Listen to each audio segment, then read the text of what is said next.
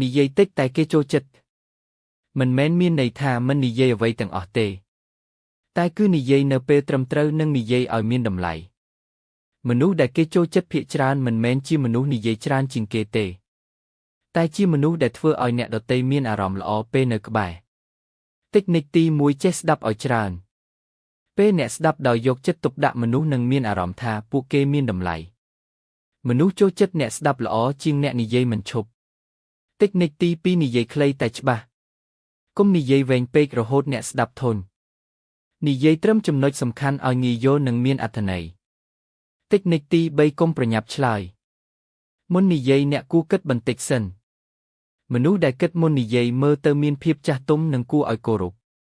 តិចនិចទី4ប្រើសំឡេងស្ងប់ស្ងាត់សំឡេងទន់ភ្លន់និងស្ងប់អាចទាក់ទាញមនុស្សបានច្រើនជាងការស្រែកខ្លាំងអ្នកនិយាយស្ងប់តែមានទំនុកចិត្តគេច្រើនចាប់អារម្មណ៍តិចនិចទី5កុំចូលចិត្តនិយាយរឿងគេបើអ្នកចេះរក្សាពាក្យសម្ដីមិននិយាយដាំអ្នកដទៃ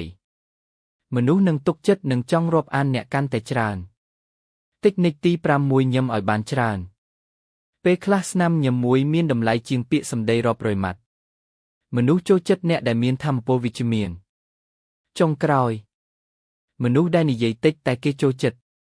គឺជាមនុស្សដែលចេះគ្រប់គ្រងអារម្មណ៍ចេះគោរពអ្នកដទៃនិងចេះប្រើពាក្យសម្ដីឲ្យមានតម្លៃ